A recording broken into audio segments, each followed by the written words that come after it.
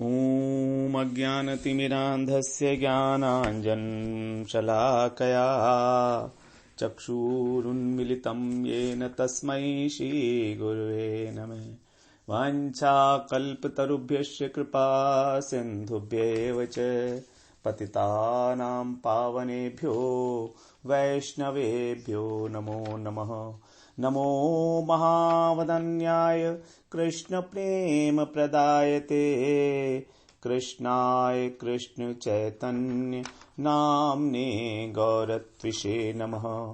हे कृष्ण करुणा सिंधो दीनबंधो जगत्पते गोपेश गोपिकाकांत राधाकांत नमोस्तुते।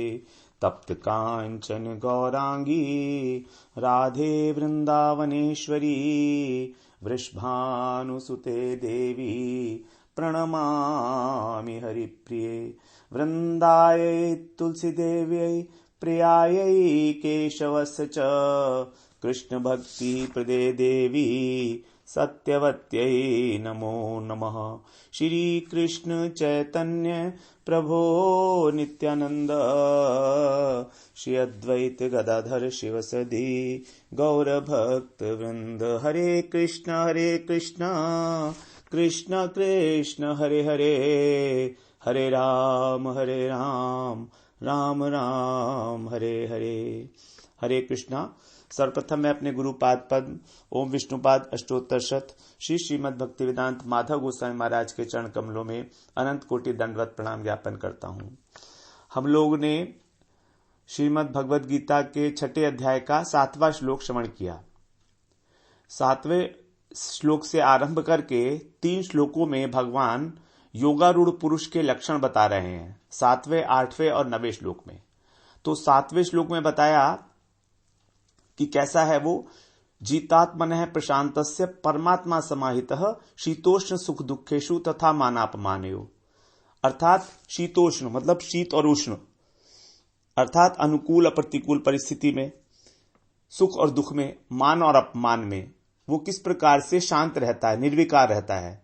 और जिसने अपना मन वश में कर लिया, जीतात्मा, तो उसी की जो आत्मा है वो शुद्ध होकर समाहित प्रतिष्ठित होती है। तो परमात्मा शब्द यहां पर आया था आत्मा के लिए, आत्मा की शुद्ध अवस्था के लिए ही यहां पर परमात्मा शब्द कहा गया था। तो हम लोगों ने इसमें बात कर लिया था कि मान अपमान में शांत रहने का, सुख दुख को कम करने का, मान अपमान में शांत रहने का क्या उपाय है। उसके लिए सुख दुख में कम करने के लिए हम लोगों ने श्रवण किया 3 प्रकार के उपाय हैं। मैं शरीर नहीं हूं, मैं आत्मा हूं। और शरीर एक उपाधि मात्र है, और उपाधि को कष्ट हो रहा है तो आत्मा को नहीं हो रहा है। इसलिए आत्मा को भोक्ता भाव से न रखकर साक्षी भाव में स्थिर करना। फिर दूसरा, मुझे जो सुख या दुख दे रहा है वो केवल ऋण शोधन कर रहा है, या तो वो ऋण ले रहा है और या वो ऋण चुका रहा है।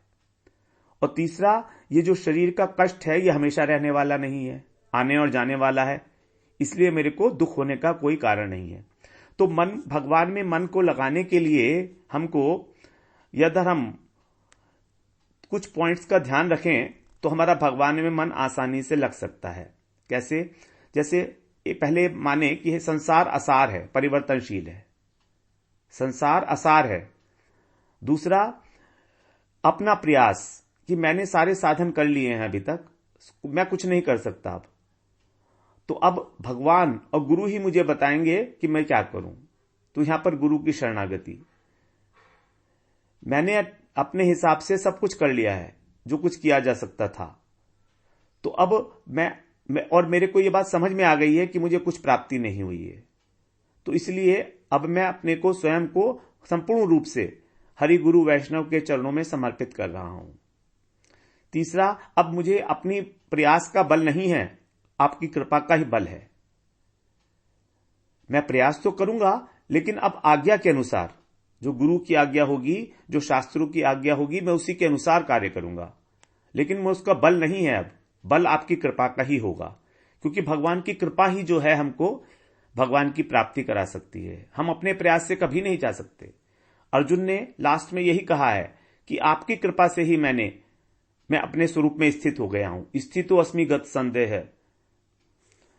और तीसरा, अपने को भोक्तापन से हटाना, अपने को भोक्तापन से हटाना, केवल एक साक्षी भाव में रखना। तो ये जब हम इस प्रकार की भावना करते हैं तभी हमारी आत्मा जो है वो शुद्धता को प्राप्त होती है और स्थिरता आती है, क्योंकि मन में स्थिरता आ जाएगी। अब हम लोग 8वां श्लोक श्रवण करते हैं, जिसमें भगवान बता रहे हैं, ज्ञान विज्ञान तृप्तात्मा कूटस्थो विजितेन्द्रिय युक्त इति उच्यते योगी समलोष्टाश्म कांचन। यहां पर कुछ और लक्षण की बात बता रहे हैं योगारूढ़ पुरुष की। ज्ञान विज्ञान तृप्तात्मा कूटस्थो विजितेन्द्रिय युक्त इति उच्यते योगी समलोष्टाश्म कांचन। 7वें श्लोक में भगवान ने बात की थी शीत उष्ण, सुख दुख, मान अपमान, ये जो चीजें हैं ये है परिस्थिति।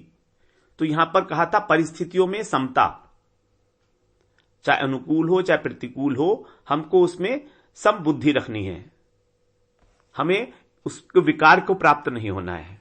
तो 7वें श्लोक में परिस्थितियों की समता की बात की।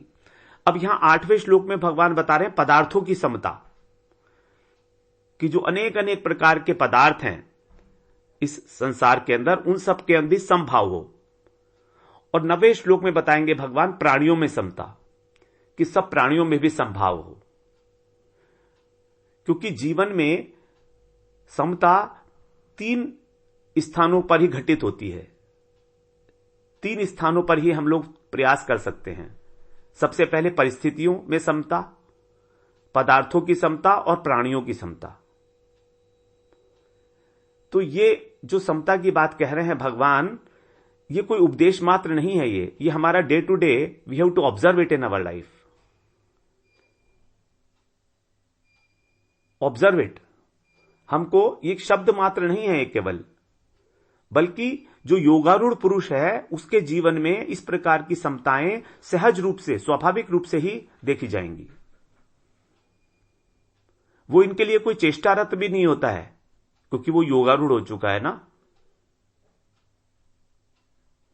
तो इस श्लोक में पहले क्या कहा, ज्ञान विज्ञान तृप्त आत्मा, अर्थात जिसका अंतःकरण, आत्मा का मतलब अंतःकरण, जिसका अंतःकरण अर्थात मन बुद्धि ज्ञान और विज्ञान से तृप्त हो चुके हैं। फिर आगे बताया नंबर 2 कूटस्थ। कूटस्थ का मतलब है जो विकार रहित है, मन और बुद्धि उसके ज्ञान और विज्ञान से तृप्त हैं। नंबर 2, मन और बुद्धि में किसी प्रकार का कोई विकार नहीं होता है, कूटस्थ है वो। तीसरा बताया विजितेंद्रिय। विजितेंद्रिय का मतलब जिसने विशेष रूप से अपनी इंद्रियों पर विजय प्राप्त कर ली है। वही लोग जो हैं पदार्थों के अंदर समता का भाव रख सकते हैं। जिनका ज्ञान विज्ञान तृप्त हो चुका है, अंतःकरण जिनका जो विकार रहित हैं और जिन्होंने इंद्रियों में विजय प्राप्त कर ली है, वही संसार के पदार्थों में समता का भाव रखने के योग्य होंगे। और वे पदार्थ क्या हैं? सम लोष्टाश्म कांचन। सम माने समता, लोष्ट, अश्म और कांचन, 3 पदार्थ भगवान यहां बता रहे हैं। लोष्ट, लोष्ट का मतलब है मिट्टी। अश्म, अश्म का मतलब है पत्थर। और कांचन, कांचन का मतलब है सोना। तो जो व्यक्ति इन तीनों में समान भाव रखता है, मिट्टी में, पत्थर में और सोने में, जो इन तीनों में समान भाव रखता है, उसी को युक्त इति उच्यते योगी। वही युक्त है, उसे ही योगी कहा जाता है। इति उच्यते योगी, वही है योगी। तो यहां पर भी योगारूढ़ पुरुष के लक्षण ही बताए हैं कि किस प्रकार से वो पदार्थों में समता स्थापित करता है। तो पदार्थों में समता स्थापित करने के लिए उसके जीवन में 3 बातें देखी जाएंगी। ज्ञान और विज्ञान से उसका अंतःकरण तृप्त है, कूटस्थ है, निर्विकारी है अर्थात, और विजितेंद्रिय, इंद्रियों पर विजय प्राप्त कर ली है। अब यहां पर सबसे पहले हम लेते हैं ज्ञान। तो ये केवल ज्ञान नहीं है, मौखिक ज्ञान नहीं है जो हमने कहीं पढ़ लिया हो, सुन लिया हो, सुना सुनाया ज्ञान जैसे होता है। जैसे हमने गुड़ के बारे में सुना कि गुड़ एक वस्तु है, तो ठीक है, गुड़ एक वस्तु है, उसकी सारी प्रॉपर्टीज भी हमें पढ़ ली हमने कि वो मीठा होता है। तो गुड़ शब्द को कहने से गुड़ की मिठास का अनुभव नहीं होगा। वैसे ही उसका जो ज्ञान है, अर्थात जिसने उस ज्ञान को अनुभव कर लिया है, वो अनुभूति संपन्न ज्ञान, इसी को कहा गया है विज्ञान। ज्ञान विज्ञान तृप्तात्मा। तो विज्ञान से पहले ज्ञान आवश्यक है बौद्धिक स्तर पर। जैसे अब हम भगवत गीता में क्या कर रहे हैं, बौद्धिक स्तर पर यह जानने का प्रयास कर रहे हैं, चेष्टा कर रहे हैं कि आत्मा क्या वस्तु है, परमात्मा क्या वस्तु है, माया क्या वस्तु है। भगवान हमें यही समझा रहे हैं, लेकिन अभी हमारे को इसका कोई अनुभव नहीं है। ना तो हमें आत्मा का साक्षात्कार है, ना हमें परमात्मा का साक्षात्कार है। लेकिन ये बौद्धिक ज्ञान आवश्यक है जानना, तभी तो हमारी बुद्धि निश्चय करेगी ना कि हम उसका अनुभव करें। तभी तो हमारे अंदर रुचि, हमारे अंदर जिज्ञासा जागृत होगी। उस जिज्ञासा को जागृत कराने के लिए ये जो बौद्धिक ज्ञान है, जो किताबी ज्ञान है, उसकी आवश्यकता है। उसके बाद फिर हम प्रैक्टिकल करेंगे उसको। प्रैक्टिकल का मतलब जब भजन करेंगे, जब हर एक गुरु के पास जाकर जब हम प्रॉपरली उनसे दीक्षा लेके और भजन के लिए आरंभ करेंगे, तब हमारा विज्ञान बनेगा वो। अभी हमारा ज्ञान भी नहीं है, ज्ञान भी हम कोशिश कर रहे हैं जानने की। अभी तो हमें यही नहीं पता हम कौन है। भगवान ने बताया यहां पर हम कौन है। मम्मई वांशो जीव लोके, तुम सारे के सारे मेरे अंश हो। मैं ही तुम्हारा पिता हूं, मैं ही तुम्हारी माता हूं, मैं ही तुम्हारा धाता हूं। आगे बताएंगे भगवान सब अभी ये बातें। तो अनुभूति संपन्न ज्ञान को ही विज्ञान कहा गया है, क्योंकि हमारी तृप्ति गुड़ को खाने से होगी। गुड़ शब्द का मात्र उच्चारण करने से तृप्ति नहीं होगी। तभी यहां पर कहा ज्ञान विज्ञान तृप्तात्मा। ज्ञान से तृप्ति नहीं हो सकती। तृप्ति का मतलब है अब हमने अनुभव कर लिया है, अब हम तृप्त हो गए हैं, अब उसका हम आस्वादन कर रहे हैं। तो यह आस्वादन तभी होगा जब ज्ञान को विज्ञान में परिणित करेंगे। तो ये पहली बात हुई ज्ञान विज्ञान तृप्तात्मा। दूसरी बात है कूटस्थो। कूट, ये कूट क्या चीज है? उस योगारूढ़ पुरुष का जो मन है वो कैसा है? वो कूट के समान है। कूट क्या होता है? जैसे सुनार होता है, स्वर्णकार, उसके पास एक कूट होता है जिसको लोकल भाषा में निहाई बोला जाता है। निहाई, उस पर क्या करते हैं, सोने और चांदी को रखकर उस पर कूटा जाता है। उसको सोने और चांदी को रखकर, सोने को या चांदी को जैसी भी जरूरत है उस पर कूटा जाता है, उस पर रख के, इसलिए उसको बोलते हैं कूट। अब जब कूटते हैं तो उसके ऊपर कोई असर नहीं पड़ता। कूट के ऊपर सोना और चांदी तो उस पर्टिकुलर शेप में आ जाते हैं जिसमें उन्हें चाहिए, जिसमें लाना है, लेकिन उस पर, कूट पर कोई प्रभाव नहीं पड़ता। उसी प्रकार ये जो योगारूढ़ पुरुष है, ये संसार में रहकर भी, अनुकूल प्रतिकूल परिस्थितियों में भी लेश मात्र विचलित नहीं होता। इसमें कोई विकार उत्पन्न नहीं होता। निर्विकारी है ये। निर्विकारी का मतलब क्या है? हमेशा अपने स्वभाव में स्थित रहता है, हमेशा अपने स्वभाव में स्थित। जैसे कि वो कूट है, कूटस्थ। कूटस्थ का मतलब है काल व्यापी सकूटस्थ, एक रूपतया तू यह। काल व्यापी सकूटस्थ, एक रूपतया तू यह, अर्थात जो अनंत काल तक भी विकार शून्य होने के कारण अपने स्वस्वरूप में प्रतिष्ठित होता है। एक रूप, स्वस्वरूप में, उसी को कहा जाता है कूट। ये काल व्यापी है, अनंत काल तक। तो हमारी आत्मा कूटस्थ है। दूसरे अध्याय में हम लोग आत्मा का जब हमने श्रवण किया था कि आत्मा का क्या स्वरूप है, तब वहां पर बताया गया था, भगवान ने बताया था जब सांख्य बुद्धि का भगवान उपदेश दे रहे थे अर्जुन को, तब वहां पर भगवान ने बताया था कि आत्मा कैसी है, कूटस्थ है आत्मा।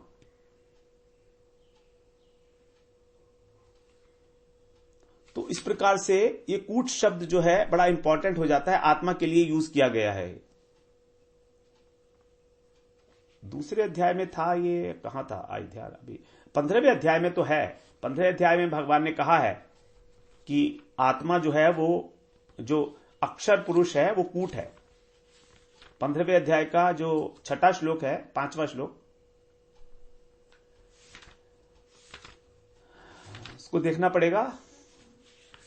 15वें अध्याय का कौन सा श्लोक है, ये है 15वें अध्याय का 16वां श्लोक है।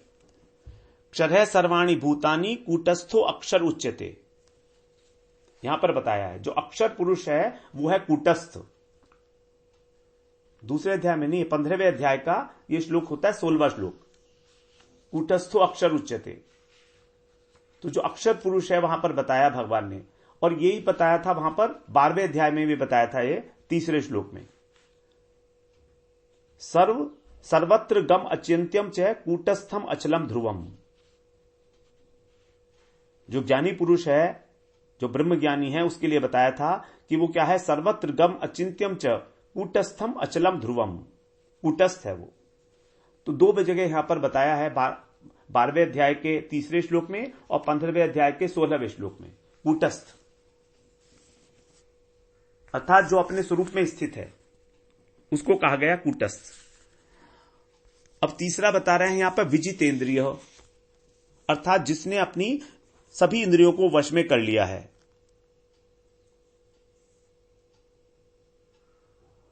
अब वो किसी भी विषय, संसार के किसी भी विषय के प्रति आकर्षित नहीं होता।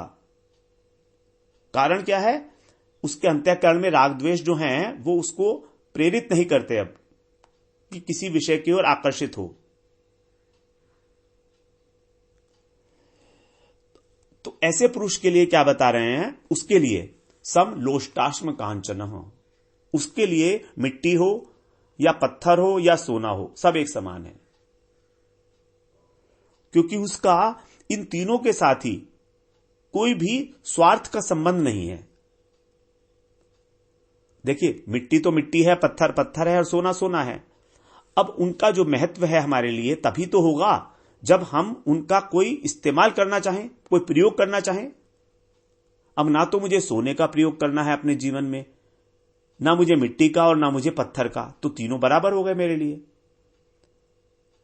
हम जो योगारूढ़ पुरुष है वो इन तीनों में आसक्ति नहीं रखता। उसका कारण यही है कि उसकी दृष्टि अब भोग दृष्टि नहीं है, वो उनको किसी भी प्रकार से प्रयोजनीय ही नहीं मानता। अब उसकी दृष्टि है योग दृष्टि।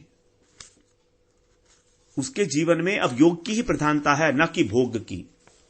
क्योंकि अगर भोग की प्रधानता होगी तभी तो हमको सोने की वैल्यू का पता लगेगा कि सोना एक इंपॉर्टेंट वस्तु है जिसका यूज किया जा सकता है। लेकिन जब उसे उपयोग में लाना ही नहीं है तो उसके लिए बराबर है, उसकी सब बुद्धि हो गई फिर। तो इस श्लोक में 3 बातें आई हैं, समभाव, समभाव, समदृष्टि और समस्थिति। समस्थिति का मतलब कूटस्थ, समदृष्टि का मतलब पदार्थों के अंदर जो दृष्टि है उसकी, और समभाव मतलब ज्ञान विज्ञान तृप्तात्मा। ये 3 बातें इसमें आ गई हैं।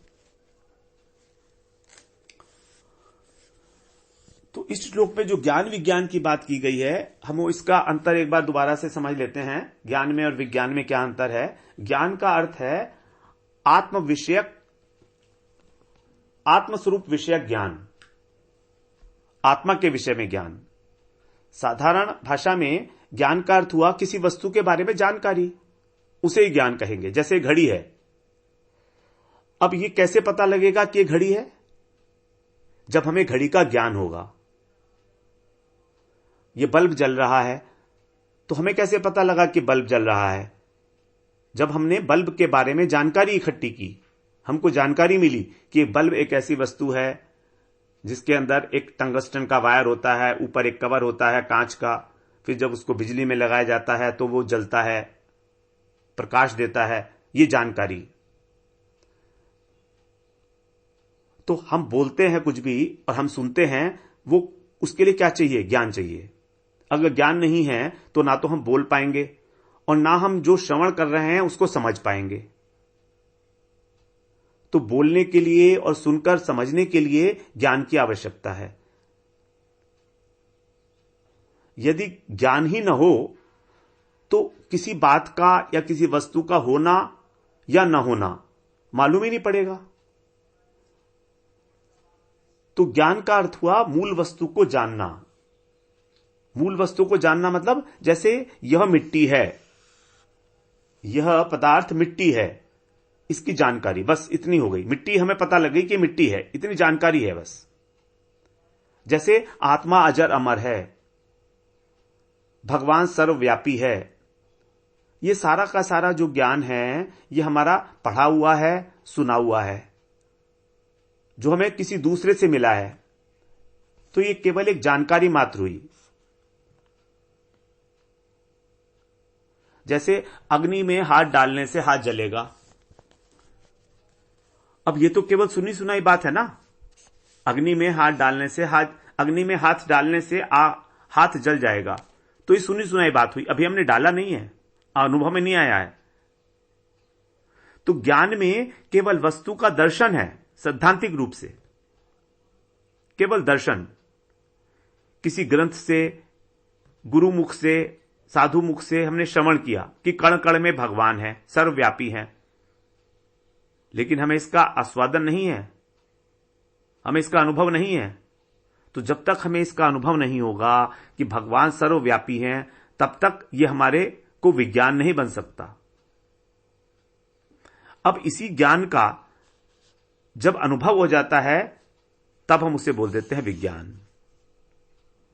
अर्थात भगवान का हृदय में अनुभव होना, यह अनुभवजन्य ज्ञान जो है यही है विज्ञान।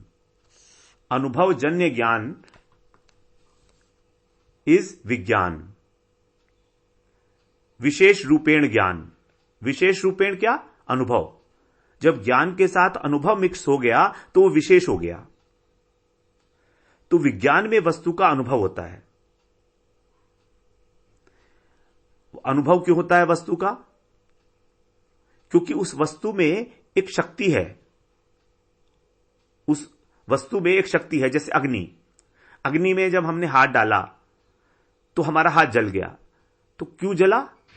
क्योंकि अग्नि में एक शक्ति थी, उसका नाम है दाहिका शक्ति, जलाने वाली शक्ति।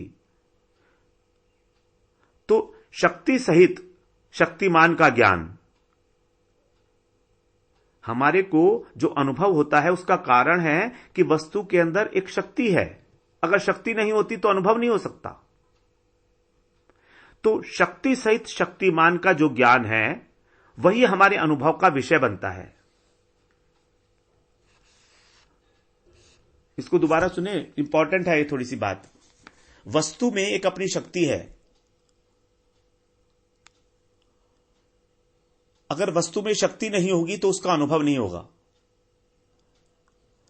अब शक्ति सहित जब शक्तिमान का ज्ञान होगा तो वही हमारे अनुभव का विषय बनेगा। जैसे जो अग्नि की दाहिका शक्ति, उसके सहित जब हम अग्नि का अनुभव करेंगे, जब हम अग्नि का ज्ञान ग्रहण करेंगे शक्ति सहित, तभी हमारे अनुभव में आएगा कि अग्नि जलाती है।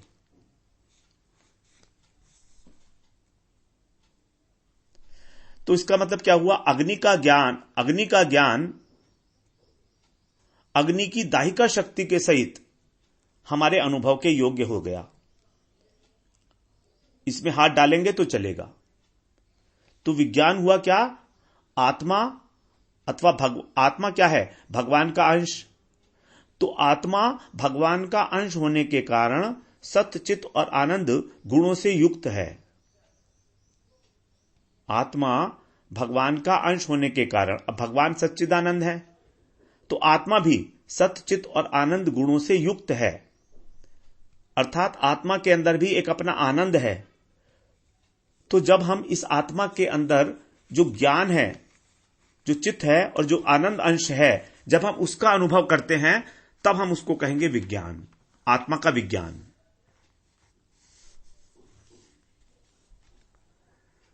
जैसे ज्ञान के द्वारा हमको पता लगा कि ये मिट्टी है, ज्ञान के द्वारा हमको जानकारी हुई कि ये मिट्टी है। अब विज्ञान के द्वारा क्या करेंगे, उस मिट्टी की शक्ति है कुछ, उस शक्ति का उपयोग करेंगे। मिट्टी की शक्ति क्या है? मिट्टी की शक्ति यह है कि जब हम उसमें पानी डालते हैं तो वो एक ऐसी अवस्था को प्राप्त हो जाती है कि उसके द्वारा घड़ा बनाया जा सकता है। अब हम उस घड़े का अनुभव कर सकते हैं। वो घड़ा हमारे लिए काम की वस्तु हो गई। मिट्टी एज इट इज हमारे लिए काम की वस्तु नहीं थी, अर्थात जो ज्ञान था मिट्टी का वो हमारे लिए बहुत फायदेमंद नहीं था, उपयोगी नहीं था डायरेक्ट, जिसको हम यूज कर सके, जिसको हम अनुभव कर सके। लेकिन जब वो मिट्टी की शक्ति के कारण घड़े में परिवर्तित कर दी गई, तब वो घड़ा हमारे लिए उपयोगी हो गया, अब वो हमारे काम की चीज हो गई। तो इसी प्रकार से जो भगवान है, भगवान के अंदर, भगवान का क्या है? अद्वय ज्ञान परतत्व है भगवान, अद्वय ज्ञान परतत्व। वदंति तत्तत्व विदस्य तत्वम यद ज्ञानम अद्वयम। भगवान में दो नहीं है, द्वैत नहीं है, अद्वैत है, वो अद्वय है। जहां पर दो नहीं है उसको बोला जाता है अद्वय। और ज्ञान है, परतत्व है, परम ज्ञान है। तो भगवान अद्वय ज्ञान परतत्व है, उनके अंदर सत्ता भी है, उनके अंदर गुण भी है, उनके अंदर चेष्टा भी है। तो भगवान की सत्ता को, भगवान के गुणों को और भगवान की चेष्टाओं को जानना और जानकर उनका अनुभव करना, यही है विज्ञान। जब हम भगवान को उनकी सत्ता, उनके गुण और उनकी चेष्टाओं के साथ, चेष्टा भगवान की क्या है? लीलाएं। भगवान की लीलाओं के साथ भगवान के गुण क्या है? भगवान का सबसे बड़ा गुण है भक्त वात्सल्य। भगवान में अनंत अनंत गुण हैं, अनंत अनंत शक्तियां हैं। और भगवान की सत्ता, भगवान का आकार है। भगवान का आकार क्या है? ब्रजेंद्र नंदन श्याम सुंदर, द्विभुज रूप, यह भगवान का नित्य स्वरूप है।